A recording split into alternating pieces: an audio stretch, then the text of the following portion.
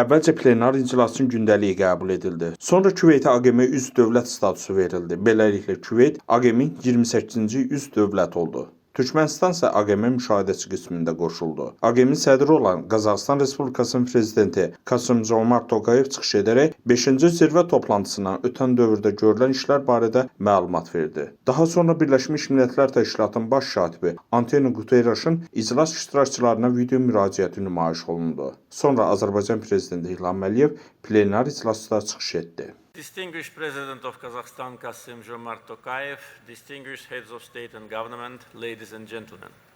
First of all, I'd like to thank President of Kazakhstan Kasım-Jomart Tokayev for his invitation to the Sixth Sika Summit and for hospitality. During President Tokayev's recent successful official visit to Azerbaijan, we had fruitful discussions on current issues of the bilateral agenda.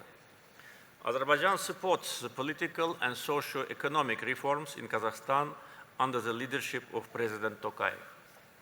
Dear colleagues, as a result of the victory gained in the Second Karabakh War 2 years ago, Azerbaijan liberated its territories from occupation of Armenia, put an end to the 3 decades-long Karabakh conflict, ensured justice and itself enforced the implementation of the 4 UN Security Council resolutions adopted back in 1993, demanding unconditional withdrawal of Armenian forces from Azerbaijan's occupied territories. Our cities and villages, cultural and religious monuments, mosques, have been purposefully destroyed, desecrated, and plundered throughout almost 30-year occupation by Armenia. Even mosques were used as stables for keeping animals. Unfortunately, during 3 decades, we never heard any opposition from Armenian society to such vandalism. Vice versa, this destruction and Armenian vandals, war criminals, were even glorified and presented as heroes. Armenia committed systematic war crimes against Azerbaijani civilians and military personnel. Around 3,900 Azerbaijani citizens still remain missing since the First Karabakh War. Most of them have been tortured, killed, and buried in mass graves. This year we discovered mass graves in 2 liberated villages.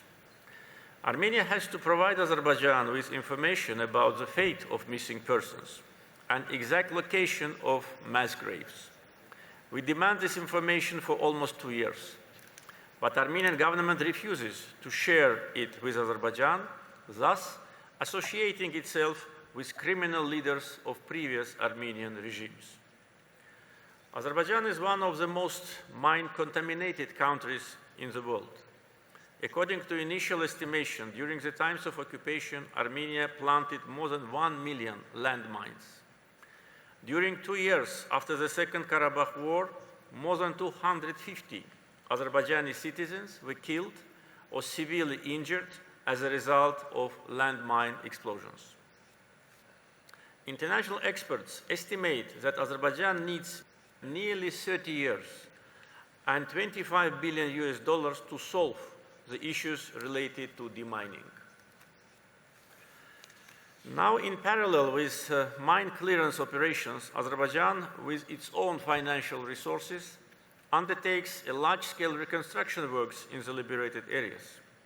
We have also begun the return process of the former internally displaced persons back to their native lands. The program called Great Return has started. Despite the resolution of the Karabakh conflict, Armenia continues its provocations at the border, the latest of which was committed this September.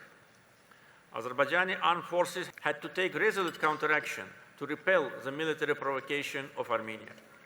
All responsibility for such provocations lies with the military political leadership of Armenia.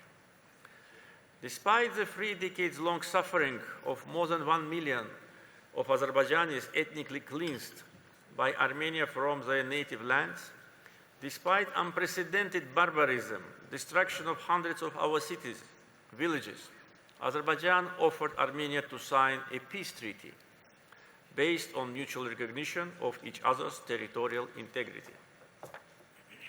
Dear colleagues, Large-scale transportation infrastructure projects implemented by Azerbaijan transformed our country into one of the important international transportation and logistic hubs.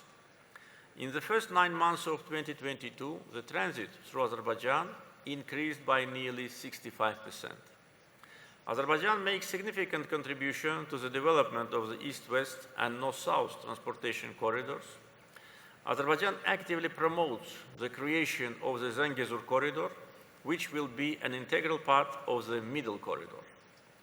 Since 2019, Azerbaijan is chairing, by unanimous decision of member states, the non-aligned movement, the second largest international structure after the UN.